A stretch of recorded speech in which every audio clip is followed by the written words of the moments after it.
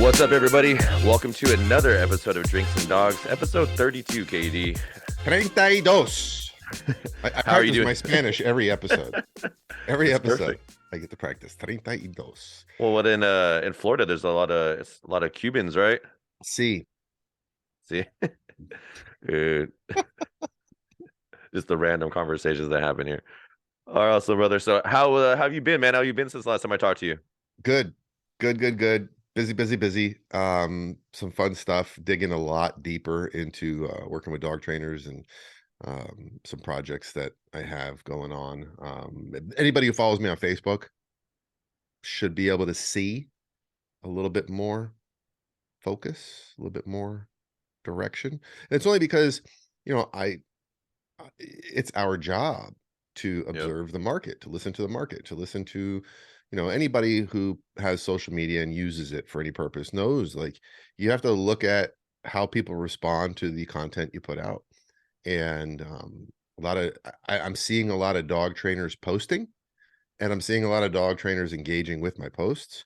So with that being, me observing that, it's like, all right, well, there's a need. And I'm we've talked about this before, but Yep. man, there's so many dog trainers struggling, and they're not struggling with dogs. They're struggling Yeah. with everything else involved in being a dog trainer. And it's funny too, because, well, not funny, but it's interesting because, case in point, I had someone that was instant messaging me, pet dog owner, needed some help, and we're going to be actually, I think, talking tonight about if they're going to be a good candidate for my program, the Canine Blueprint. But in the conversation, they were like, I just really love dogs. I really love learning about dogs. Um, I love working with my dog. I've even been thinking about pursuing this further to a career. And I didn't get into it because it was instant messaging, but I'm thinking, oh, when we talk, like, case in point, someone curious or intrigued by the idea of being a professional dog trainer based on the fact that they like working with dogs. And I'm like, yeah, that's not what it's about.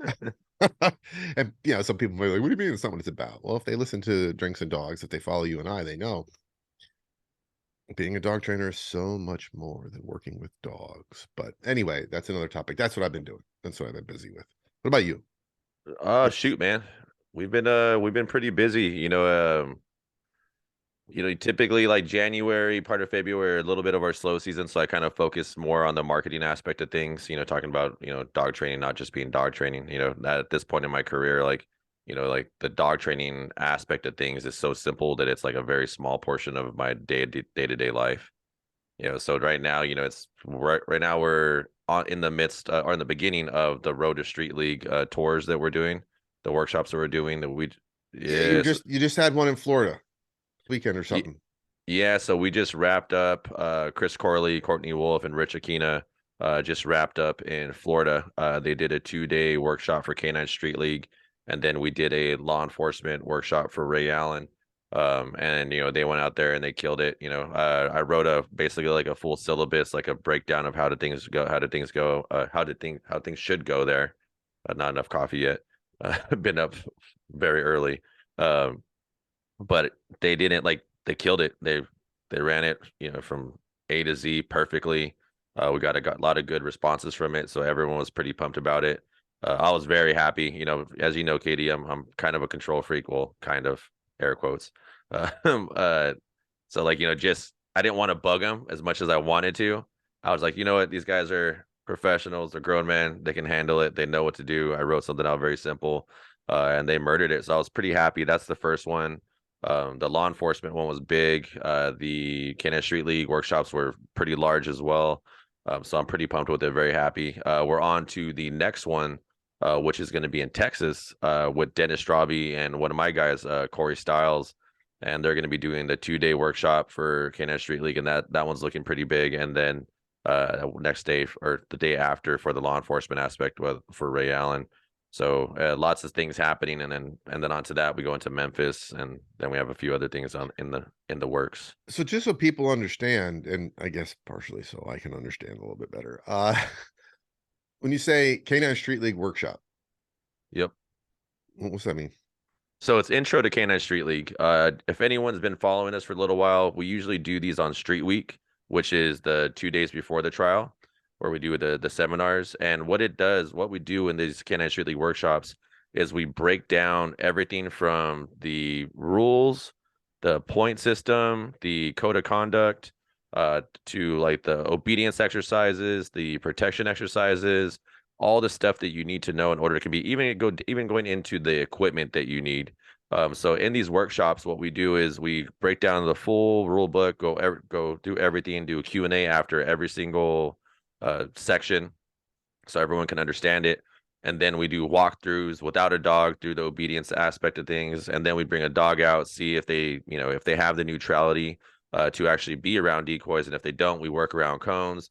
We troubleshoot a lot of the problems that they may be having, or just maybe things that the handlers didn't think about. And we troubleshoot all those things.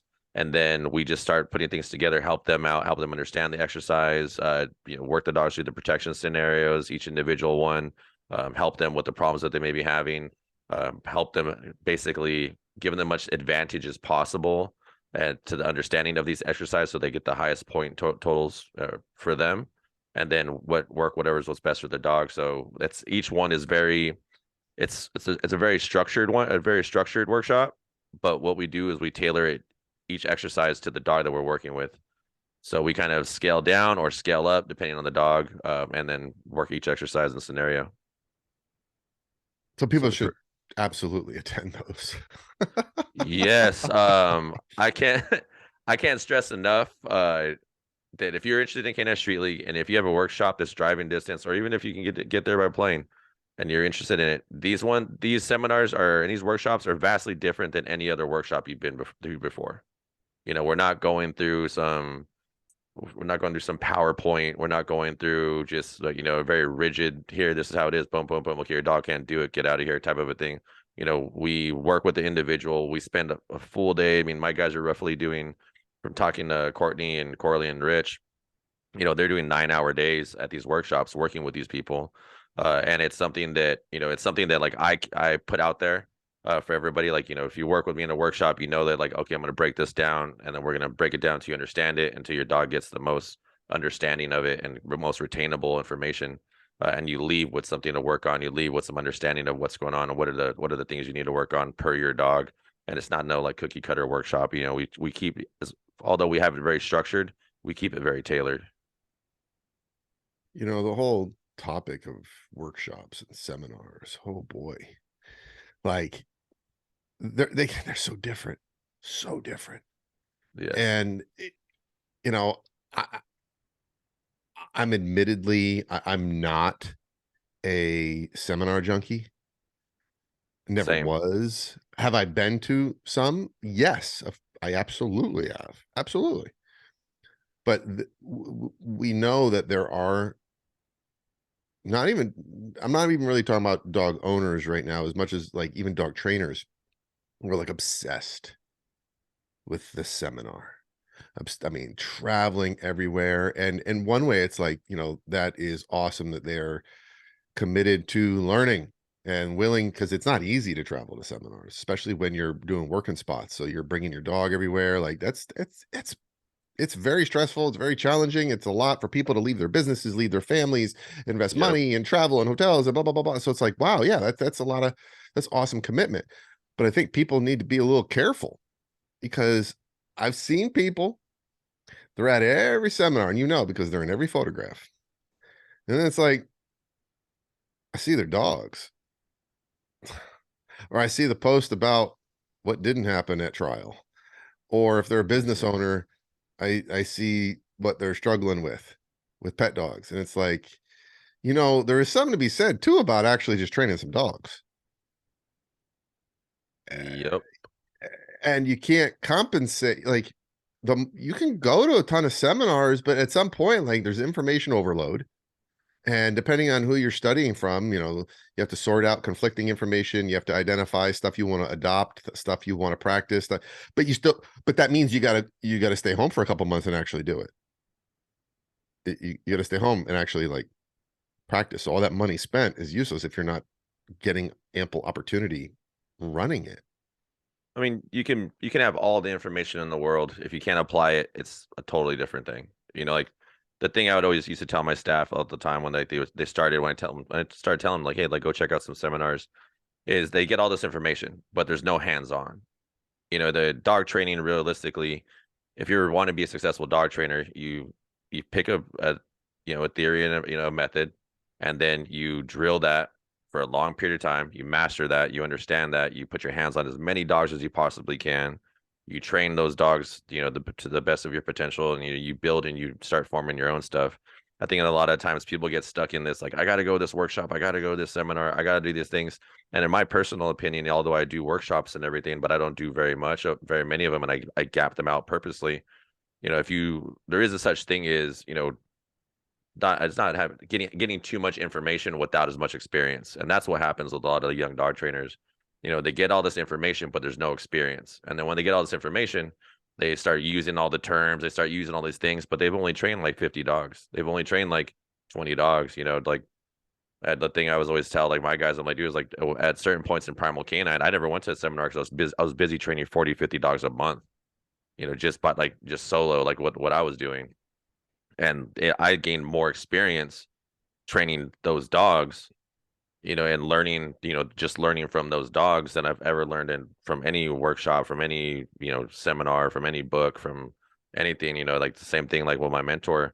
My mentor used to put as many dogs in front of me, and like I would learn from those dogs and like from what he would teach me in those senses. And as long as you learn, like, I forgot what the term of it is, but as long as you learn like the basics of dog training, like the understanding the classical conditioning, the opera conditioning, as long as you learn those things and you understand those concepts, it's all about, like, for us, like for me at least, it's like kind of forming your own theory, and you proof that theory by applying it over and over and over again. Then you kind of figure out what works and what doesn't work per dog. And the one thing that I've learned from some of the seminars that I've seen or been around is that a lot of the times it's gospel, right?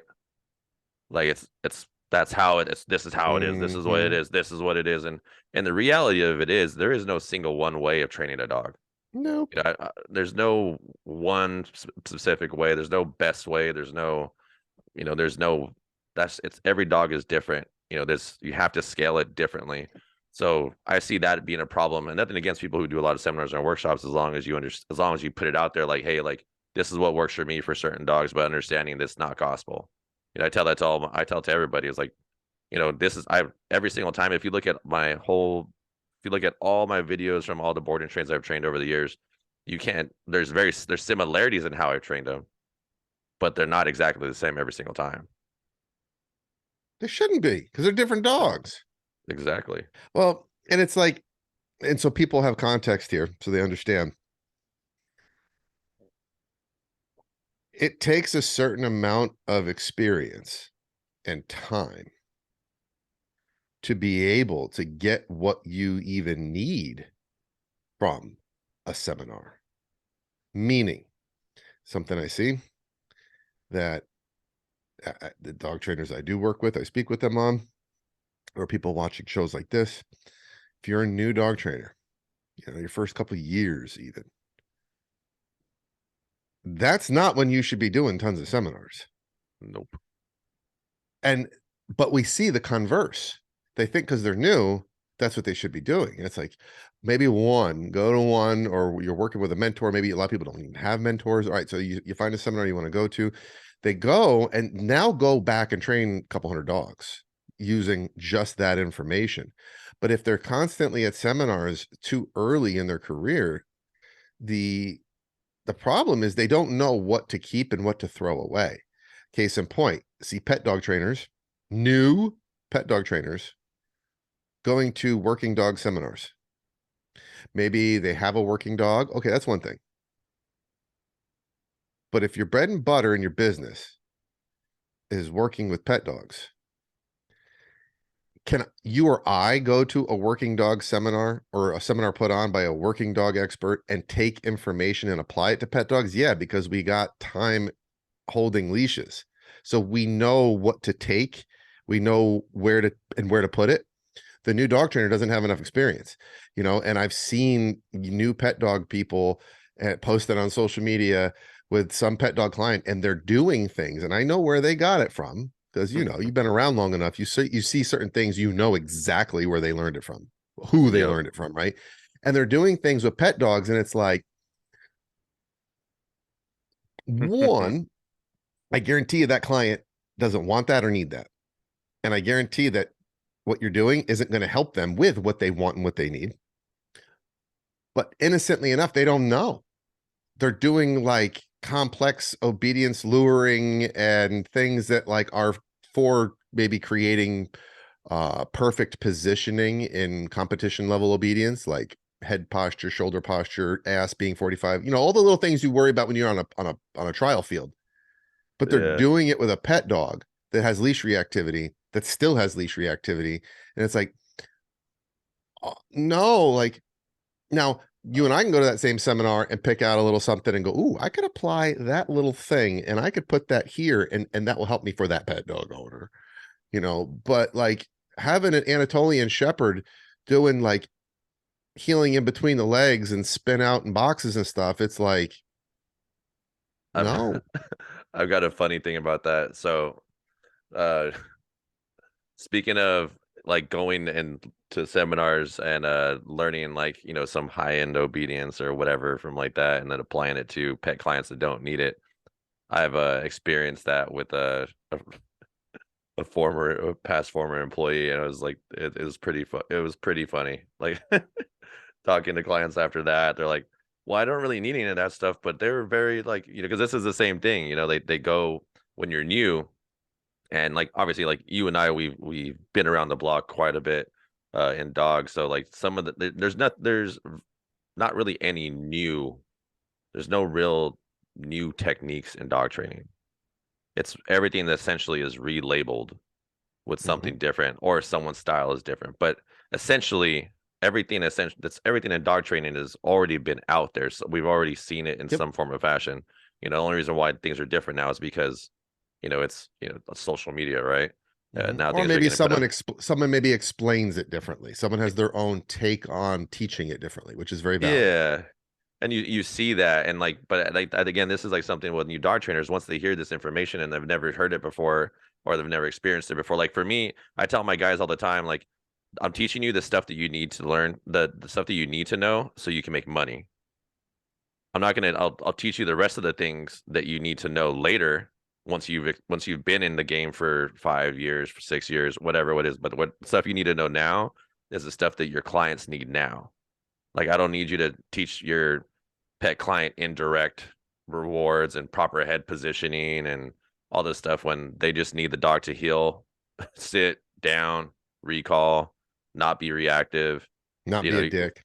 yeah, yeah, not be a dick. Like, they don't need to learn all this like indirect, direct. They don't need all this like complicated, competition level obedience. They just need to know the basics of obedience. But I've seen that before in like new dog trainers where they just all of a sudden they get this information, and next thing you know, it's like all these clients are wasting private lessons doing all this dumb shit, and like I'm like, dude, like, you guys are, it's ridiculous. It's almost comical in a sense once you see it happen, because I've seen it happen so many times over and over again. But I mean, yeah, I mean, I agree with you in the sense, like, if you're brand new into dog training and you're trying to get better at dog training, the way you get better at dog training is training dogs. And yeah, Imagine like you, that. That's such a yeah, novel concept. yeah, and that the other thing too is that, like you said before, dog training is being a professional dog trainer is vastly different than just training a dog. And there's so many different things that you have to do, because in reality of it, you're not really going to be on the leash when you're teaching when you're training with a client. You're teaching the client how to train their dog. So it's a lot of people skills as well. You have to grow that side of your personality, because I mean, we've talked about this before in other podcasts. What's the most common thing dog trainer per potential dog trainer say, or when they say they want to get into this industry? It's, I don't like people, so I just want to train dogs. I'm like, well, guess what? Dog training is talking to people, relating to people, making sure that you take down their shield so they can absorb the information, so you can be relatable, you can talk to them and give them the information so they can train their dog better, and having those people skills and not being, abrasive, and not being a jerk because they're not catching on to it really quickly, understanding those things. That's dog training. That's being a professional dog trainer. You can be the best dog trainer in the world, but if you don't got people skills, you're not going to be successful in your business. It's knowing how to walk into a home as a male dog trainer and not alienating the husband in front of his wife. Yep. Like Yep. that's an example I talk about with some of the male trainers I work with. It's like if you aren't even aware that that is a thing you have to do, like guess what? Like you better get aware because you could sabotage a dog's success, let alone your business, let alone the contract or whatever, just by going in and you know, puffing your chest up too much and challenging a husband's ego in front of his wife. Like you have to know how to read that. You have to know how to change the tone of your voice when it's appropriate. You have to know how to, change your body posture when it's appropriate. I talk about this all the time with a colleague and friend of mine, Jesse Suarez on social media as your dog's favorite uncle. He's finally getting some traction and people are, loving him. And he's a master at that. Absolute master at walking into a home and completely doing what he needs to do. And him and I have had some long discussions about this because I've done the same thing for years as well. Um, how to read the room. Read the room. There's a phrase. Read the room. Know what's going on around you. Know who's there. Read the dynamics. I've been in situations.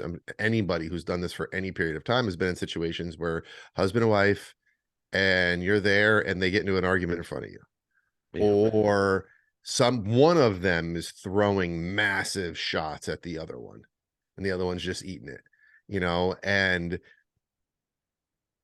you have to be so aware of that. And it gets even trickier when okay, so you're sharing information about their usually their relationship with the dog. Um, Yeah. and one of them is already on your page and the other one isn't. And they've probably already told the one who agrees with you has probably privately, before you got there, already been hitting the other one with that knowledge and they got resistance. So now here you are, the third party who's been paid to do it. And you can always tell when they do it. The one who agrees with you will ask you a question. They already know the answer. Yep. They're asking you the question so that you say it. So their partner hears you say it. I'm familiar with that. I can recognize it when it's happening. You have to recognize when it's happening and be very careful how you say it. And right after you say it, that's when you got to watch out because the one who agrees with you will then start doing see, they start throwing it at the other one. And that's when you can lose the person who needs to learn the most in that moment because they can very easily feel teamed up on. Yep. And you have to balance that. And I have had to not chastise, but damn near chastise. I've had to say to someone, hey, relax. This is new information for them, even though I know that the person's probably already said it before I got there. Hey, relax. This is new information for them.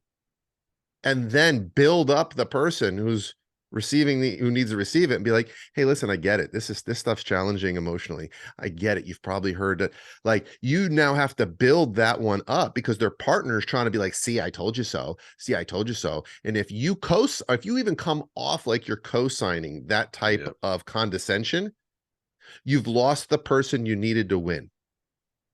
What's that got to Yep. do with dogs? Nothing. Yeah. Nothing. No, I mean, that's like, I would say when I'm at a full, well, I am at a full schedule, but when I was basically just only training dogs and not dealing with all these other things, a lot of the times when we would have clients come in, it was more so me talking to them, kind of breaking down like, the walls, that they're putting up or whatever. Like, cause I would get a lot of more of the difficult clients because that was typically like I would get the ones that were a little bit tougher. My guys would get the ones that are a little bit easier. And then that way I can kind of like I used to call it like, I would always make like jokes. You kind of like you have to know your audience, right? So there's certain like you kind of have to play the part every single time in order to be like get them to like, okay, cool. Because I mean, like, I got face tattoos, fairly large bearded dude with a bunch of tattoos everywhere. So people are spending a lot of money. They come and meet me, and they can be a little, I can be a little off-putting, especially because I always look like an asshole. So so it could be one of those things. So like I usually like kind of open it up with like just like a dumb joke just to kind of be like, oh, like humanize myself a little bit with people, and then they can like, oh, hey, this is kind of cool. And like you said, it's like there's, for the most part, there's always that one person that's kind of pissed that they're there, either because they're spending the money or they don't agree with the training, or whatever else is going on, or they didn't even want the dog in the first place. And then you got the other one there who's like more like, okay, willing to go ahead and do it, and like understanding. So like I'd always kind of like just play the room a little bit, just talk to them a little bit, ask them how their day is going, just kind of break everything down, and then trickle in dog training as we would go.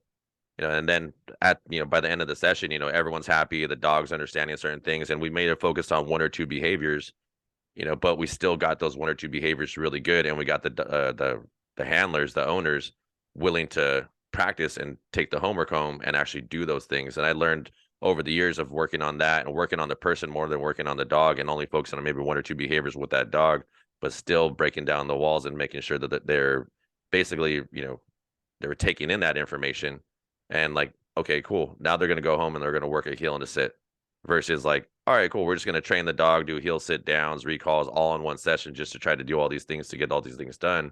Where one person's getting some of the information, the other person's just blocking off. So, like I said, it's dog training is more than just dog training. No, it's I mean, yes, it's so much more. Like, I wanna see more seminars about that. I wanna Yeah. see I mean, I'm gonna do something about that, but, like, I don't wanna be the only one. There needs to be more of that out there for people, for trainers. There needs to be more, stuff to keep them grounded, especially with social media, because social media skews so much stuff. A couple minutes ago, we were talking, you mentioned like nothing's new, right? And it made me think of something. I'm glad I didn't forget it. Like, I remember maybe 5 years ago, give or take, it was like there was this wave in social media of about around free shaping. And I'm like, and I saw a lot of, it was, amongst dog trainers, right? And I see a lot of trainers then like posting more stuff with free shaping and commenting on posts about free shaping, and they're acting like it's the coolest new thing. And I'm this is old as dirt. Like, there's nothing Yeah. new about this. There's nothing revolutionary about this. I mean, hello, how do you think movie dog trainers have been crushing it for like a century? Like since film has been even before that, because people went to circuses, right? Yeah. This is nothing new. But then what you see is, and I've had to talk to many trainers that I've worked with about this, who have come to me about free shaping. Like, oh, by the way, like, I don't teach free shaping in the Canine Blueprint with my pet dog owners. I mention it, I say what it is, and then I tell them don't do it. And when the trainers that I work with, they're like, they don't get it. They're like, well, why? I'm like, well, you haven't worked with enough dogs to know the problems. So like everything you do, like you said, there's no one way to train a dog. Like everything you do, it's a tool. Every method we consider it a tool for getting a job done, teaching a specific lesson. I don't, I don't eat yogurt with a fork. I mean, I probably could. Probably a bad analogy. If I was hungry enough, Yeah. I could. But like, I Spork. use a spoon, right? Like, there's different tools. Doesn't mean forks are bad. It just means I'd rather use a spoon for that. If the ice cream is half melted, I'm using a spoon, not a fork. Well, free shaping is a tool to teach. It's great. It's absolutely great at teaching certain things in certain contexts. I don't do it with pet dog owners. And the trainers that it's typically someone with a working dog background, so they follow other working dog trainers, they watch what other working dog trainers are doing, but they're not paying their bills with working dogs, they're paying their bills with pet dogs. So then they Yep. bring this thing they learned into the pet dog home, and it's like, okay, you do realize that for the pet dog owner, the last thing they need is their dog seeking the solution to a problem in the environment. Like, what does that mean? Like, what do you think dog operating independently to solve a problem. All you're there to do is say, hey, problem solved. There's no, that's why it's called free shaping. Like you're not giving any guidance. You're not giving any input other than, yeah, yeah, do that. Yep. Well, the pet dog owner has a dog that already is obsessed with the environment. The pet dog owner has a dog that's already a little bit too autonomous. And you're going to have their dog problem solving from the environment without taking any cues, leadership, or direction from the dog owner. Like they're there because the dog already isn't taking any leadership cues, guidance from the owner, and now you're gonna free shape, which which teaches the dog to do that. But it's like they saw someone do it. They saw Yeah. another trainer that's of, some type of clout on whatever, or has accomplished certain things in certain contexts. And like, then they're no. And actually, you can create one hell of a pushy dickhead dog doing too much of that. You get a dog who's like demanding. You get a dog who's like, hey, I did this. Give me something. Hey, I did this. Give me something. And like Skinner observed that no one likes to talk about when they had a bunch of pigeons on continuous reinforcement and they stopped, the pigeons started attacking each other because they were frustrated. They weren't getting what they wanted. Oh, no one talks about that science.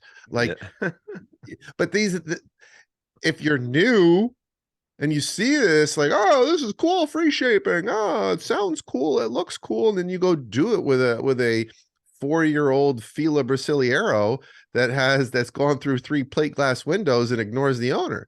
Like, Yep. that dog doesn't need to, learn to ride a skateboard. Nope. I think you brought up a good point too, and I see this as an issue as well. Just like learning it, right? It's like learning this for over the last 10 years now since I've had Primal Canine. Um, it's dog trainers, like this is the problem I see a lot of young dog trainers have. Dog trainers focus too much on other dog trainers when you should be focusing on your clientele, getting more clientele, the pets, all this other stuff. You don't need to seek validation from another dog trainer. You need to seek validation and people wanting to work with you from your normal pet people on the street who are paying you money. Those are the people that you need to win over those people, because other dog trainers aren't paying your bills. Other dog trainers are possibly just, as you know, in the dog training world, there's a lot of fakeness in it. A lot of people talk crap about you, but they're constantly seeking validation from other dog trainers when you need to be seeking not validation, but you need to be seeking clientele. You need to be, basically appealing to those people because those are the people that are paying your bills, especially if you want to be a professional dog trainer. Seeking validation from other dog trainers is like, I mean, I don't even know. I don't even know what the correlation or where that would be like, but Pointless. yeah, it's pointless. How about that? It's It's pointless. making friends with other dog trainers is great. Having Absolutely. camaraderie, having community, having like the Networking. community, networking, like building a positive community, all these other things. Like, I'm not saying like, oh, screw other dog trainers. I have a lot of dog trainer friends. They're all like, I have a lot of buddies like, like that. We're I work building. with a lot of dog trainers. We started out the podcast talking about that. Like, but that's because I'm actually looking to service them and help them. So that's who I listen to. It's the Yep, converse too. It's like if that's who I'm trying to help, then the pet owner is in a different space. yep, So it's about who are you trying to service? That's who you need to care the most about. exactly. And that's just for like the young dog trainers. Make friends, do all the things you have to do. We're building a positive community with Drinks and Dogs, Canine Street League, all the things that we're doing. We're building it up together. But your main focus needs to be working with your pet clients, working with the people that are paying your bills, making sure that your marketing and everything is directed towards those people that pay your bills. Don't go out making videos because you saw, some other dog trainer, do this. Don't just take that as like gospel. Do what works for the dog that's in front of you. Do what works for your clientele. You know, Other dog trainers, that's great. Make friends. Be positive with each other, support each other, but don't focus on getting validation from other dog trainers. Boom. Take that to the bank. Put that in your pipe and smoke it. Um, yeah, and that's where social media has made people understanding that more challenging, and talked about before. Like I don't post a whole lot of videos of me with the dogs doing fancy stuff because you know what? There's no point because that's not what I'm offering people. And in the past, I did try to offer them that because I thought it was cool. It's like they Yeah. don't want that. So now if I post something with any of my dogs or a dog I've personally held the leash on, it's like, no, let me show you a recall. Let me show you a recall in extreme distraction. Let me call Luna off of the spring pole. Like Yeah. that's relevant. Let me call them off of running after a squirrel. Like that simple, well, simple, not necessarily easy, but that simple stuff is what will help the pet dog owner. That will help. It's relevant to them. And I had, I've gone through my own stage of realizing that I was absolutely guilty of doing things with pet dog owners and their dogs and teaching them things because that's how I would do it with my dog. And I got blank. I got I got lost and realized, okay, for example, place. Or even down, place or down, very similar. There's so much. I want to do a whole episode just on by the way, on place, like a whole episode on place, because I've been having that conversation a lot lately, and I have some thoughts on it. But anyway, I was teaching these static behaviors the way I would teach it for my dog or a dog I own or a dog that perhaps was going to be a point dog, if you will, a dog that was going to be in some type of competition where attitude and enthusiasm and speed were criteria for success. Well, when you teach a static behavior with, your clicker and lots of reward and lots of explosiveness, you'll get a dog who will hit that position. And when they hit it, heads up, ears up, tails wagging, they might be trembling slightly. It looks great to a judge on a competition field. The pet dog owner, they don't know that they don't want that. They don't even Yeah. know that they don't need that. So what was happening was I was creating dogs in situations for pet dog owners where the dog would hit a stationary behavior, but they were ready to explode into either the next behavior or some epic release, which I can handle that. I like that. I want that. I know how to deal with all of the cons of that so that they're not, I know how to mitigate that intensity. I know how to mitigate that drive. The pet dog owner doesn't. And you're not going to teach them that in a regular contract. Like, no, they need the dog who actually, when they lay down, they kind of fall on their side a little bit Yep. and they just chill. They just kind of like, hey, this is static behavior. I'm just going to chill here for a while. And chill being the key word there. And the attitude, I'm not talking about before someone, I'm not talking about, massive suppression here, because there are some trainers that get that, but they get it through massive pressure. And it's actually suppression. It's not relaxation. Um, Yeah. I'm not talking about that. I'm just talking about a dog who's like, oh, okay, I'm gonna be here for a little bit. I'm cool with that. As opposed to the dog who's like, place. Yep. Where are we going next? Is the tug coming out? Is the ball coming out? Yeah. Like, and this is something that's in particular, it can be challenging for people that come from do a lot of sport, but the bills are being paid with pet. And you got to realize what you would do with your dog or what you would do with a dog in that context might not be the best case scenario or the best thing for your client, for the pet dog Yeah. owner. I think a lot of that stuff comes to is like patience, right? Like a lot Mm. of times, like with us, like when we're teaching the place command, I don't want to go too much into it, but like when you work with people like dog trainers who are just trying to get it done, they're like boom, boom, boom, or they're like very excitable people. They train in sport or whatever it may be. They're so used to just boom getting that explosiveness. But hey, like just sitting down, waiting for the dog to relax, and then reward that relaxation while they're doing it like that. Doing things like that takes a lot more patience and a lot more like, okay, this is what my client needs. This isn't what I need. This isn't what I would do, but my client needs this because you're like you said, clients, although if they see the peppy stuff, they're like, oh, this looks great. And the reality of the situation is like when they go home, they don't need their dog on their cot or their bed or wherever they may be, just sitting there like trembling, like, okay, what's next? Like doing those things. They needed like that relaxation of being like, okay, cool, we're gonna sit down here, lay down here, and watch a movie or whatever it may be, like what a normal household needs. They don't need a lot of Hmm. excited, don't need a lot of excitability in that household. Yeah, usually the dogs are usually people will reach out to you in the first place because they can't manage the excitability the dog already has. Yup. Like, I mean, hell, I don't even advocate for using clickers in my program. And people, they'll say, "Oh, but if you're using a verbal marker, it's the same principle." Oh, I get it. It's absolutely the same principle. I'm well aware, but I've worked with enough people to know that people treat clickers differently. Yep.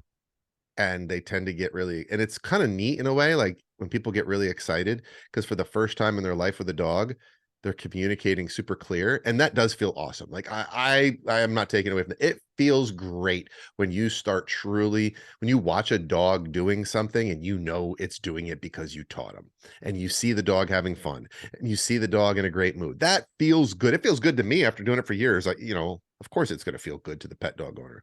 Well, what Yep. happens is you do get those results quicker with a clicker. Like, hey, Quicker you with the get it clicker. quicker with a clicker. That's why we use them, right? Like you do get results quicker. Well, then what happens is I have found that once people unlock that door, they tend to overdo it. Either A, they stay in continuous reinforcement too long and they don't move off to different schedules, or they stay on the same behavior for too long, or the rate of reinforcement is just so high because it's so much fun. It's fun. So they overdo it. And when you overdo it, there's a long list of not a long list, there's a list of things you got to be careful of.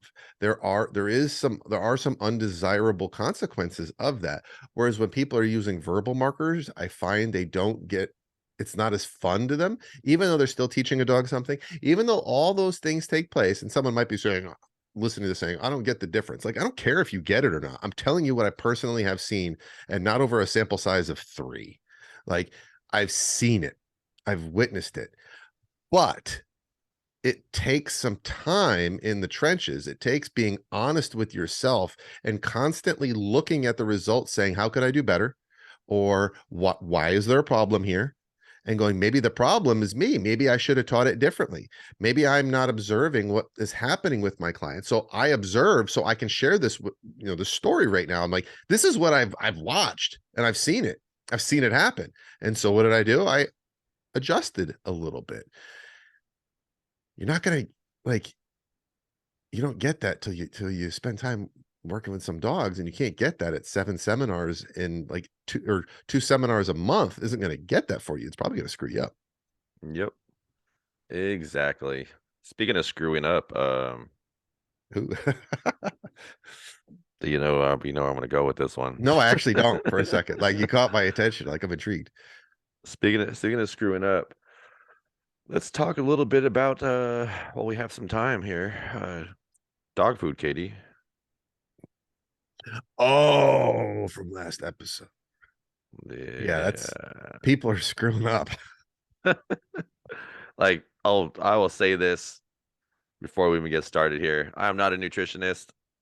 We have a nutritionist that we use for our dogs, that does Aussie's food and everything like that, and helps us with some of the food we have for our other dogs. But what are your thoughts on vegan dog food, Katie? Okay, I am not a certified or academically trained canine nutritionist. There, I said it too. Yep. But Disclaimer. if you need to go to school to learn that vegan dog food is absolute bullshit, you got bigger problems than canine nutrition. Like, I don't know how you survived childhood. I feel Like, I feel like it's one of those things, and this is like we've talked about this before when it came to like positive reinforcement. Like people want to, they invoke their own personal feelings and thoughts and how they feel about the world onto their dog. Like they want it to be, positive reinforcement. They want everything to be positive because they want their life to be all positive when, in real life is balanced in a sense. I feel like vegan dog food is. I'm sure there's some vegan dog food that has like supplemental things, more processing and all this other crap in it. But like, to give you an example, like I was vegan for a while when I was getting over cancer. But I also found out that in order to be like actual, like real, like not necessarily vegan in the sense of like I don't wear leather, like like stuff like that, but like vegan in the sense of like how you eat your food. I found out that you have to actually like actually eat like vegetables, like cook them a certain way, like not use all that processed crap. But and if you look at it in dog food is already heavily processed. It's already Heavily, yeah. heavily. So it's already heavily processed. So just in, simple logic, if we're already dealing with a heavily processed food and we're adding more processed stuff like in, vegan food, or whatever it may be, and we're putting that into dog food that's already heavily processed, simple math means your dog is eating heavily processed food. And as we all know, processed food is not good for us, not good for them. This is why, like, we use a food like the kibble that we do use is called Nature's Logic, which has like, very minimal, like ingredients. It's very minimal, very straightforward stuff. And we feed, the dogs that work a lot, we feed them raw food. But yeah, I feel like vegan dog food is one of those things where like, it's someone's putting their own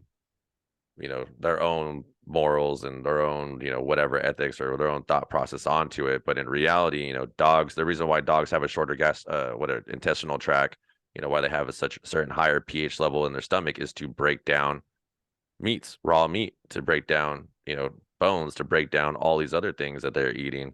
So yeah, vegan dog It's one food. of them. I think to say that dogs should eat vegan dog food is one of the most selfish things you can do as a human in the world of dogs, as a dog owner, right? Because Yep. you are projected. That's selfish. That's caring more about your own personal ideology than what is best for the dog. And I've heard some rather creative rationalizations. Oh, well, dogs are omnivores. Yeah, they are. They can eat vegetables. They can. Yeah. I can eat gummy bears. I absolutely love gummy bears. I only like the Love them. sour ones. I love gummy bears. I like the Albanese ones. Albanese. I, Albanese. I used to be a Haribo guy, yeah. but then Hill from Misfit, he's always posting food stuff, and like he posted something about Albanese gummy bears, and I bought them. Anyway, I love gummy bears. I can eat gummy bears. Does that mean I will thrive? I will physiologically thrive on a diet of gummy bears? No. So can stray dogs raid dumpsters and live? Yes. Will they survive? Yes. There is a distinct difference between surviving and thriving. And if Yep. there's any doubt on what a dog was meant to eat, look at their mouth. Look at their teeth. That is meant for separating organic meat tissue from a bone, from a carcass. And do dogs need the vitamins and minerals found in vegetables? Well, it helps them, but they don't go into the wild and dig up sweet potatoes or yams. What they do is they eat the stomach contents and the stomach lining of the animals that dig up the vegetables. They get that nutrition by way of consuming it through a middleman. That middleman is an herbivore. So they eat the herb. It's why they don't eat muscle tissue first. They go right into the Yep. guts and they eat the organs. Muscle Yep. tissue is a Western human thing, specifically Western human thing. We in the Western world consume the majority of the muscle tissue of anyone out there. All the other regions of the world consume a much higher degree of what's called offal. And it's probably because it is awful, but that's to my Western palate. And that's, organ meats. Organ Yep. meats, or if we look at any Aboriginal indigenous culture, like the organ is the coveted part of the animal. That's why and hunter gatherers, like the hunters would eat the organs at the scene of the kill, because the Yep. hunters were prioritized in the society because they're the ones actually going out there and like physically active and risking their lives. So they eat the organs right there on the spot. Then they bring the remainder of the animal, including all the muscle tissue, back to the rest of the community who gets to eat that. Like these dogs they're not vegan. Like they're not Nope. meant to be vegan. That's like that is a completely human thing. And to project that onto an animal is freaking disgusting. It's Absolutely. reprehensible. Yep. And that's, it goes into, and we probably talked about this before. I don't know if it's been online or offline, but it goes into like the aspect of, what the world is becoming. It's something to where like, and this is that, we'll probably get attacked by on this, whatever, but whatever. But like, in the same sense, it's one of those things like, it's the same thing with positive enforcement people. It's the same thing with, people who can't take any form of criticism, can't, any of that thing. Like right now, we're talking about actual legitimate facts. If you, like you said, look at the dog's mouth. The front part of the mouth is meant for ripping and tearing. The back part of the mouth is meant for breaking bones. There's a lot of different things that functions that go into that, and no point and part of their mouth is meant for eating vegetable. I mean, they can eat vegetable, but they're not designed to be vegetarians, vegans, whatever it may be, whatever you want to label it. They're not designed to. It is a completely humanized thing. It's the same thing with like dog parks, the same thing with, all the rest of that stuff. It's all humanized things. It's all stuff that you invoke your own personal, thought process on it, a very uneducated thought process on it, because there's fancy marketing, because people are, and this is not to say if someone else was a vegetarian, if you're a vegetarian by diet, that's fine. Our systems are a little bit more, based to be able to process those things. That's what our body, that's why we can eat vegetables. That's why people can thrive being a vegan. That's why people can thrive being a vegetarian. There's a lot of extremely healthy people who are that way. But a dog, like you said, there's a difference between surviving and thriving. A dog is not living its best life being a vegan. A dog living its, from my experience over the 20 something years of training dogs and being around dogs, a dog who is on a well balanced raw diet is probably one of the healthy. I mean, look at their skin, look at their coat looks great, their teeth look great, their energy is great, their muscle definition is great. They look leaner, they look more fit. They are a well-tuned, they're a well-tuned machine. The thing I tell my clients all the time is like, dogs are basically athletes. They're little, they have the potential to be, Olympic athlete basically if you take care of them properly, right? They can run, Mhm. they can jump, they can do all these things, but you got to be able to fuel that machine, that dog, the best way possible. And in my opinion, and I'm sure your opinion too, vegan dog food is quite bullshit. Yeah, it's nothing. I mean, I think the majority of people probably doing it, just off of my observation, they're doing it to appear morally superior. They're doing it strictly for the purpose of virtue signaling to strangers. I'm so morally superior. I'm going to feed my dog a vegan diet. Like it has nothing to do with the dog. It has Yeah. nothing. Are there people out there maybe who do because they've just been misinformed? Oh, of course, and those people hopefully can be informed properly. But there, a lot of this, when people do incredibly irrational, illogical things, it's usually coming from what's the opposite of logic? Emotion. It's an emotionally fueled decision. Well, all right. So where's the emotion coming from? The emotion is coming from the gratification, the satisfaction, whatever, however dysfunctional it is, from getting approval from complete strangers on social media who probably don't even truly agree with you, but they're just socially pressured to agree with you because they're scared you're going to cancel them for not approving you. It's like this massive toxic cycle of people agreeing with things that don't even make sense because they're scared of the repercussions of dysfunctional people saying that they're bad for not agreeing with them. Like it's insanity. It's insanity. Nuts. What are the aliens thinking as they're watching? I heard that the other day. They're like, what would an alien say if they're watching this? And I'm like, what do you mean? They're the ones that created this ant farm. They're watching it. They're not surprised. They're the ones who put the different, they're setting this up and they're keeping track. It's like an episode of the Jersey Shore is what they're watching. Oh wait, do you okay? Confession time. Have you ever watched? Do you watch any reality TV? No, Have you I did ever? I shoot. When did the first season of like the Jersey Shore come out? This is my timeline for it. I don't know because I never. I that was a show I never got into, and not because I'm a better person than anybody. Because I do have a confession to make here in a moment. But Jersey Shore was not my guilty pleasure. So my ex-wife, Ivy's mom, she used to watch like a bunch of of these like shows like all the time. And when I would, because and then when I first started, or this was like I was working like three jobs because I had like the gym and I had like two other jobs. And I would come home and like there would be like that would be on the television show, and I'd always be like glancing by because I'd probably be on my laptop doing some other stuff. But I think I watched like part of like the first season, and I remember thinking to myself, because at that time I was doing like nightlife marketing, and I remember just thinking to myself, I was like, how the hell did this happen? And I I remember just like that one part. There's like one of these like what's it called? It's like a pivotal part in like my realization of where the world was going, and I was just like, holy shit, we are all screwed if this is on television. And then I just remember seeing like that part, and like that was like one of the last things. Oh, she used to watch like this Teen Mom thing too. So like, and that those are like the two shows. I'm like, we're doomed. This is it. This we have like 10 more years, and then the apocalypse is coming if this shit's on television. Right. So my guilty pleasure is Below Deck. Don't take that out of context, world.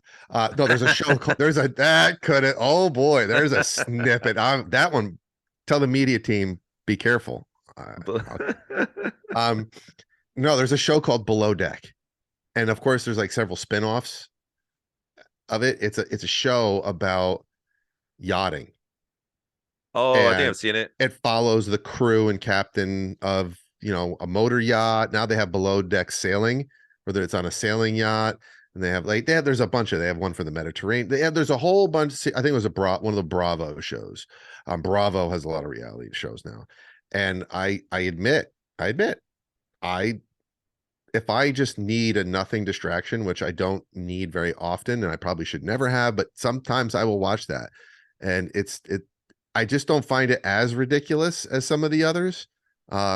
But I do find it somewhat entertaining. I like where they go, seeing where the yachts are. The sailing yacht one is fun. Like I like the sailing lot, the sailing yacht edition of it because I like the captain and it's kind of cool. But there is a reality show that is awesome though, and I consider it to be one of the last reality shows because I used to like to watch Deadliest Catch. Yeah, That was a cool show, man. Deadliest Catch was cool, like the crabbers up in the Arctic Circle there, the North yeah, Sea, like that was that was awesome. those dudes are However, gnarly. however, I noticed like I watched a couple episodes of Deadliest Catch like a year ago, and I was very disappointed because it clearly has changed and now is very much under the influence of producers. Like Uh, you could see these hardcore, gnarly crab boat captains speaking in ways and doing scenes in between like the boat scenes that were freaking produced. And that was very disappointing to me because that show was very clearly not produced because it takes place in a highly dangerous environment. So I gave up on Deadliest Catch. And now this is not a guilty pleasure. I have no guilt for loving this show. Alone. oh yeah, I watched that when I was been running. Alone. It is to me the last real reality show. There's no production involved. People go off into like really challenging environments, especially up there in Vancouver Island, which is just nuts. Um, they get cameras and batteries and they are alone and they do all of their own filming and recording and they get med checks where they come out and people the doctors check them to make sure they're not starving to death and they give them new batteries for the cameras and they just film themselves. That's the last real reality show. But I do watch Below Deck. I didn't even think that was for some reason I didn't even really categorize that as, I guess because you said guilty pleasures. Yeah, because I watched that when I've been running. would the Ultimate Fighter be considered a guilty pleasure? Oh, you're walking a fine line there, dude. Because there is a lot of reality to it. Now, mind you, I haven't watched Tough since, I mean, probably since my friend was on it. I got a couple people. We had like when I used to train at Gracie Tampa, like we had, I think like 3 or 4 guys that I used to train with that went on that show. Um, I think I I think the stopped last one I watching. saw was like 10 years ago, or no, 9 years ago is Yeah, like one of the last ones I've watched. I last one I watched was when my friend Matt Arroyo was on it. Like when that was he was on Team Sarah. Matt Sarah was the coach. It was Matt Sarah versus Matt Hughes, I think, that season. Okay. I watched that. Um, I would say I'm not going to say that's guilty pleasure because there's a lot of authenticity into the struggle that fighters go through on there and what happens in the house. While what happens in the house can be kind of dramatic, I think the reality of what they go through outweighs that. So I'm going to say I'm going to give you a pass on that, and that is not a guilty pleasure. I think I will admit I will probably be watching the McGregor Chandler one. I think that's gonna be a guilty pleasure because I feel like that's gonna be all like drama filled and like produced and stuff. So I feel like that's how it's getting. Anything with McGregor is going to have production value to an extent. It's going to have it's about views because he is nothing but, views. It's the capitalization, it's the money making machine of fighting. But hey, on that note, everyone needs to tune in. I think it's this Saturday night, Yep. the tarantula. Anybody in the dog world knows, this guy is out there with his dogs. He's got several pit bulls. He's out training, trialing, competing, big time dog guy. And I think he's on the main card. That's a big card too. Isn't John, wait, John Jones heavyweight versus Cyril Gone. yeah. The let's see. What UFC card this weekend? Who's on this card? Yeah, John Jones. Oh, versus Gagne. Yeah. That's gonna be that's gonna be a really good one. Oh yeah. Be a Yeah. nice little one. Yep. But I'm looking forward to seeing Jalen Turner's his name, by the way. The tarantula on social media. Um, Jalen's gonna be fighting. So I will watch. I'm gonna watch or try to watch somehow, either replay or get to someone's house. I'm gonna watch that card just to see him fight. Like, yeah, it's cool. John Jones is on it. I want to watch Jalen Turner fight, and I want to watch him win because he is a real awesome dog, man. And now some people, John Jones is big into the dogs now. He's got a Dutchie. He's been doing a lot of training. But Jalen's got like several pit bulls and bullies, and that's Yeah, that's where my heart lies. he trains with Oscar and one of the newly certified Canine Street League decoys, Chris Sykes. Oh, psych certified. Yeah, certified him at the Catalyst. Nice. Very nice. I Yeah. enjoyed watching him and his dog at that trial, man. Holy crap. That was awesome. Doesn't Sykes fight as well, though? Yeah, I think I'm pretty sure he's still active. I'm almost Trains. positive. On that note, I wanted to you said something to me off before the show started, and I intentionally didn't want you to explain it to me because I wanted to be able to sincerely ask you right now. So you told me that there's some changes in the certification process for the decoys. Yeah, so what we're gonna be doing now, and this will probably have to be the last thing we're gonna talk about before we wrap things up, is we're gonna be doing invite only for certification. So what's gonna happen is this will probably come out here in a couple of days, but there will be an actual like, a post on our social media where we're going to be asking people or asking decoys if they really want to be a part of Street League to post videos, tag Canine Street League. There's going to be a hashtag and a bunch of wording that you're going to have to put out there, and basically show your stuff out there online, tagging Street League and a couple other things we'll have on there. And what we'll do is we'll pick a handful of people, maybe a little bit more, to come out to the next pro camp to certify. So certification is going to be invite only now. And the way you get invited is by showing us your skills online. I will pick a few people to come out to a pro camp, and then we'll put you through the certification process. I'm already working on the new certification process. I've been basically working out fairly insane for the last week and a half, trying to make things as complicated as possible. And because the thing too is like people don't really understand the benefits that these decoys get. The decoys get flown out, they get taken care of food, they get taken care of hotel, they get paid each day that they're there at the trial. We push and we promote a lot of our decoys online. Basically media packets, you get little pro cards. I mean, there's tons of stuff that going on. So we want to make things we want to change the game a little bit. We want to make sure like Mhm. because there's a code of conduct that our decoys have to have, and there's a lot of, I want to say, like media stuff that that's part of that responsibility. But if you're going to be a part of Street League, you got to push the same that we push. And as you know, KD, we push pretty hard, so Yeah. that's why we want to make sure people are out there promoting it, working hard, uh you know setting a standard in all aspects of and all aspects of the word, really. Dude, that's gnarly. I'm not surprised. Like when you tell me stuff like that at this point, I've been around Street League now the whole time. I've watched it grow. I'm not, there's no more surprises for me, meaning like when you say something like that, a lot of people are probably like, whoa. And I'm like, no, that's just Mike doing Mike. That's just Street League.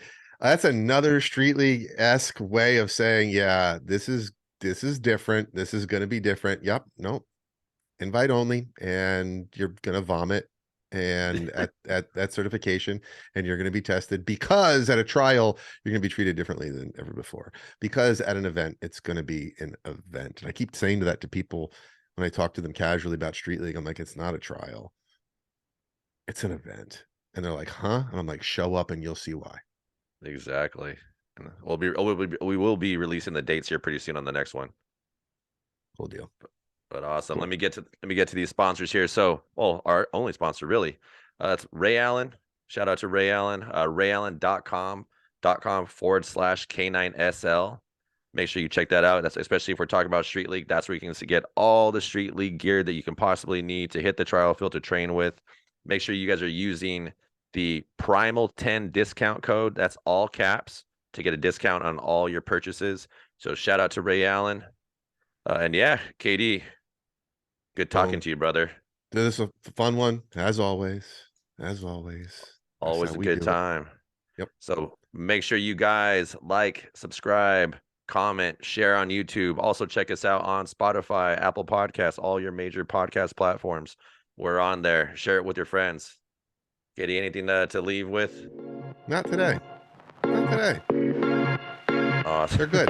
They're good. They're good. We're gonna leave them right there. They're good. Awesome. All right, brother. Well, you have a great rest of your day. Everyone You do the else, same, man. Thank you. enjoyed. And yeah, See ya. see you next week.